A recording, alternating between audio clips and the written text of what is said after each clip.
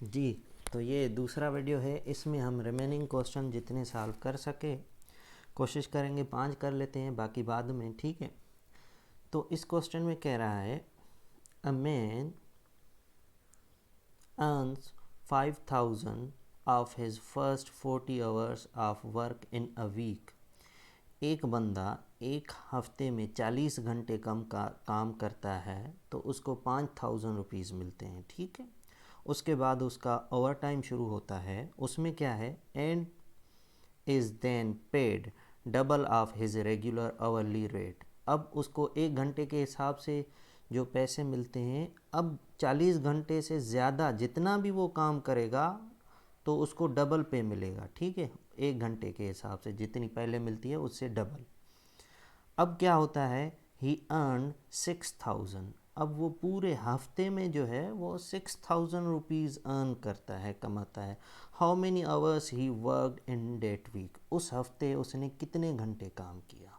सबसे पहले तो ये देखेंगे कि ये जो उसको 5000 रुपीज़ मिलते हैं, 5000 मिलते हैं 40 घंटों के, तो ये एक घंटे का हिसाब कितना हुआ। तो हम उसके लिए क्या करेंगे, हम 5000 को क्या करेंगे, डिवाइड करेंगे 40 से, ठीक है। ज़ीरो ज़ीरो में कैंसिल, ये 4 को डिवाइड करेंगे 500 से तो 125। तो भाई उसको एक घंटे के जो मिलते हैं वो 125 रुपीज़ मिलते हैं, ठीक है। अब हमारा मेन हिस्सा काम क्या है, हमें तो ये पता है कि 5000 40 घंटे के हो गए। तो अब अगर आप ये देखें कि 40 घंटे तो उसने ज़रूर काम किया होगा अगर उसको 6000 रुपीज़ मिले हैं, ठीक है। तो हमें उस ऑप्शन के लिए जाना है जो 40 से ज़्यादा हो। तो शायद ऐसा एक ही ऑप्शन था टेस्ट में, ठीक है। हम इस क्वेश्चन को पूरा सॉल्व कर लेते हैं। तो अब हम कहें कि अगर 6000 से हम माइनस कर देते हैं 5000 तो हमारे पास आंसर क्या हो जाएगा, मतलब 1000 उसको एक्स्ट्रा पे हुआ, ठीक है। अब हमें ये देखना है कि ये 1000 जो एक्स्ट्रा पे हुआ है वो कितने घंटे बनते हैं। तो हमें ये भी पता है कि 40 घंटे के बाद जो काम करेगा उसको क्या मिलेगा, वो एक घंटे की जो प्राइस थी वो डबल होके मिलेगी। तो मल्टीप्लाई बाय अगर 2 कर लेते हैं तो ये हमारे पास क्या हो जाएगा, 250। मतलब अब 250 के हिसाब से उसने 1000 रुपया बनाया है। तो हम क्या करेंगे, 1000 को डिवाइड करेंगे 250 के साथ, तो हमें घंटे में पता मिलेगा कि कितने घंटे उसने काम किया कि 1000 बना, ठीक है। डिवाइड कर लेते हैं 4, तो ये हो गया 1000 उसको 4 घंटों का मिला, ठीक है। और पहले 40 घंटों का उसको कितने मिले थे, 5000। और कितने घंटे थे, 40। तो 40 प्लस 4 क्या हो जाएगा, इसमें प्लस हम 40 कर लेते हैं। तो टोटल उसने इस वीक जो काम किया, वर्क किया, वो क्या था, 44 आवर्स। हमसे पूछा भी यही गया है, how many hours he worked in that week. कितने घंटे उसने उस हफ्ते काम किया। हमसे ये पूछता कि कितने घंटे ज़्यादा, तो फिर 4 हो जाता, ठीक है। लेकिन उसने टोटल हमसे पूछा है कि कितने घंटे काम किया, तो हमारा आंसर क्या होगा, 44 आवर्स, ठीक है। अब आते हैं क्वेश्चन नंबर 7 पे। ये भी बड़ा आसान सा क्वेश्चन है।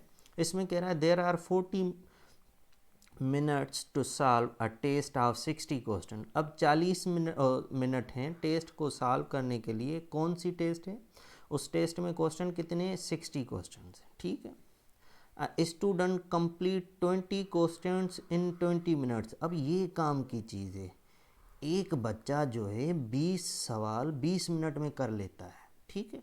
अब आगे देखें, अब इसको कनेक्ट करेगा।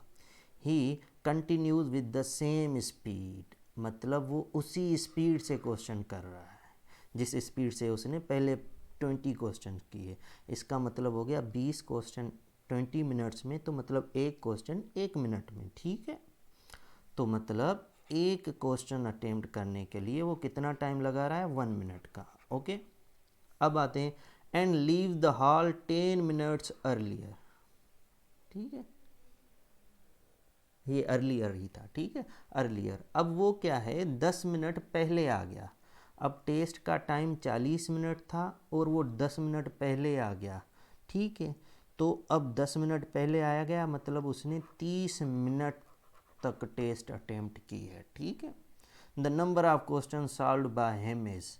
अब उसने कितने क्वेश्चन सॉल्व किए होंगे, अगर वो इस स्पीड से क्वेश्चन सॉल्व कर रहा था और 10 मिनट पहले आ गया है, तो इसका मतलब एक क्वेश्चन 1 मिनट में, तो 30 मिनट में कितने क्वेश्चन, 30 क्वेश्चन जो हैं उसने अटेम्प्ट किए होंगे। ठीक है, अब हम आते हैं थर्ड सवाल पे।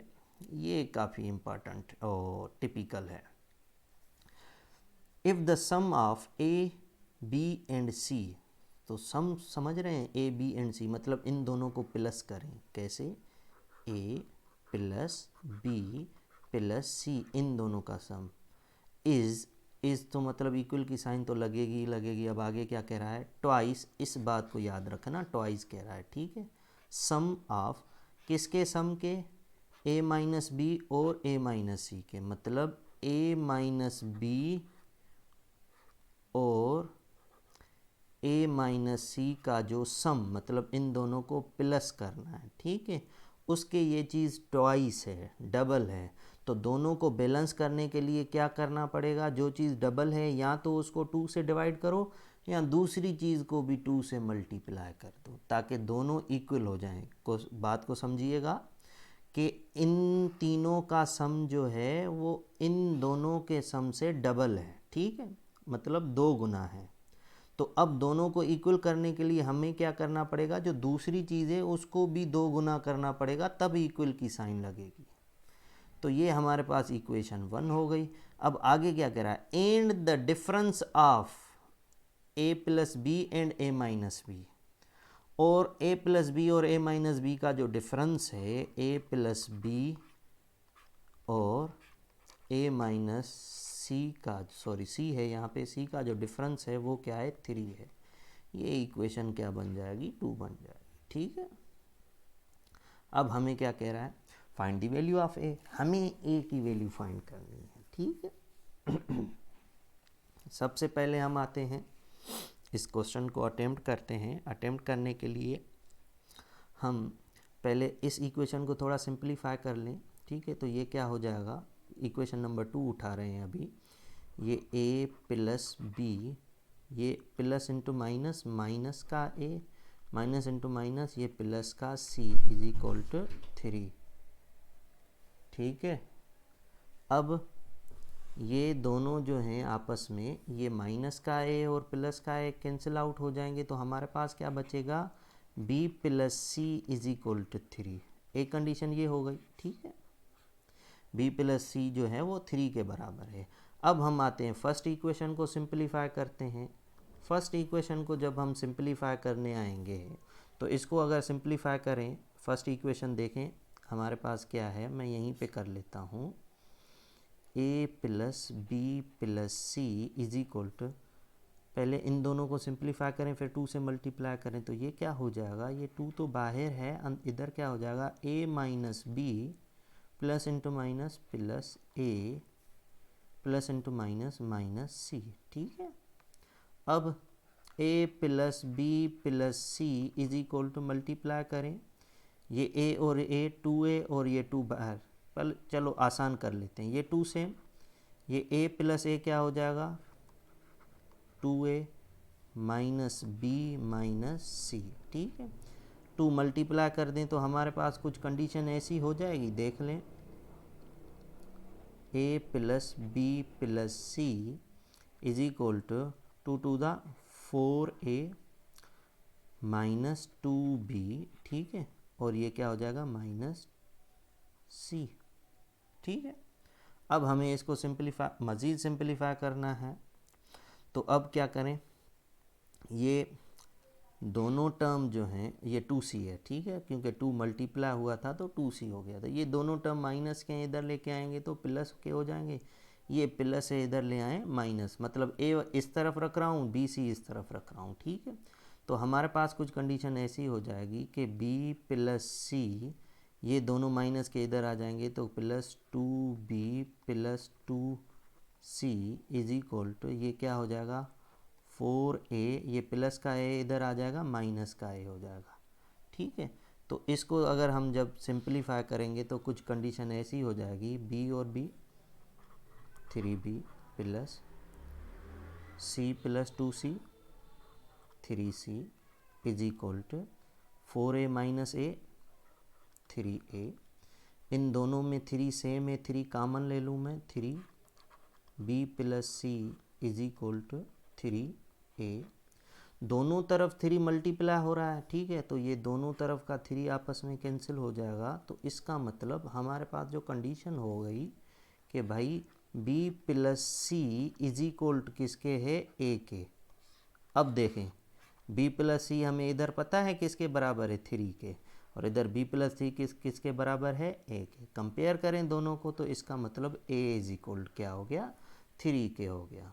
ये क्वेश्चन हमारा सिंप्लीफाई हो गया कि भाई 3 ऑप्शन जो है इसमें सही है। अब क्वेश्चन नंबर दूसरे पे आते हैं, जो मैथ पोर्शन का 9th क्वेश्चन था। ये बड़ा आसान क्वेश्चन है। In a class there are 27 students. अब टोटल 27 स्टूडेंट्स हैं। If there are 7 more girls than boys, इसका मतलब है कि बॉयज़ से 7 गर्ल्स ज़्यादा हैं। तो इसको थोड़ा आसान करने के लिए टोटल 27 है, जो ज़्यादा वाली गर्ल्स हैं वो माइनस कर लेते हैं, तो हमारे पास क्या बचेगा, 20 बचेगा। अब ये 20 क्या है, जितने बॉयज़ हैं उतने ही गर्ल्स हैं, तो मतलब 10 बॉयज़ हैं और 10 जो हैं वो गर्ल्स हैं। और जो 10 गर्ल्स हमने माइनस की थी वो इसमें ऐड कर दें तो टोटल कितनी गर्ल्स हो गई, 17 गर्ल्स हो गई और 10 बॉयज़ हो गए। हमसे पूछा भी यही गया था शायद, how many students are girls, girls कितनी है। क्वेश्चन को दोबारा मैं समझाऊँ, ठीक है। तो 27 स्टूडेंट थे, 7 गर्ल्स ज़्यादा थी, तो पहले ज़्यादा वाली चीज़ हटा देते हैं, तो अब जितने भी बचे वो इक्वल होंगे, उतने ही बॉयज़ उतने ही गर्ल्स, 10 बॉयज़ 10 गर्ल्स। अब जो 7 गर्ल्स हमने माइनस की थी वो गर्ल्स में ही प्लस कर देते हैं, तो 17 गर्ल्स एंड 10 बॉयज़ हो गए। अब आते हैं क्वेश्चन नंबर मैथ पोर्शन के 10 पे। कह रहा है हमारे पास जो मदीहा है इज़ n years old। तो इसका मतलब जो मदीहा है, मदीहा के लिए मैं m लिख रहा हूँ, वो जो है वो n years old है, ठीक है। उसके बाद क्या कह रहा है, समी, उसके लिए मैं s लिख रहा हूँ, समी is 6 years younger than Madiha. इसका मतलब 6 साल छोटा है मदीहा से। तो मदीहा अगर n years है तो समी उससे 6 साल छोटा है, मतलब -6, ठीक है। ये समी की इक्वेशन हो गई।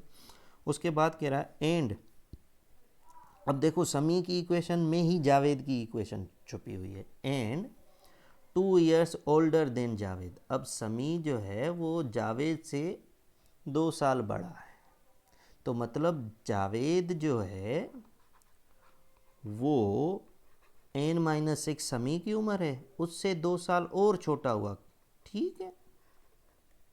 क्योंकि समी उससे 2 साल बड़ा है तो जावेद उससे 2 साल छोटा होगा, तो उसके लिए और -2 कर दें।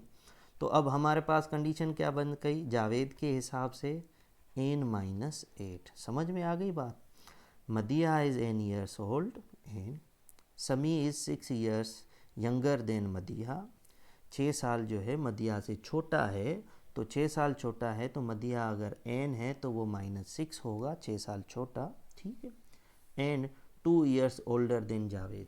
अब समी जावेद से 2 साल बड़ा है, तो मतलब जावेद समी से 2 साल छोटा होगा, तो वही समी की इक्वेशन से हमने जावेद के 2 साल भी माइनस कर दिए, तो टोटल जावेद के कितनी एज की इक्वेशन बनी, n-6 और -2 हमारे पास -8।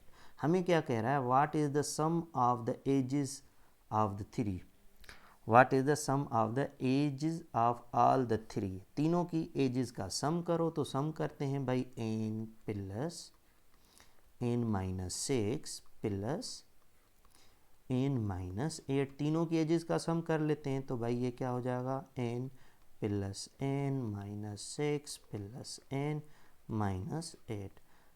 ये n भी प्लस का, ये भी प्लस का, ये भी प्लस का, तो ये क्या हो जाएगा, 3n माइनस का 6 एंड माइनस का 8 -14।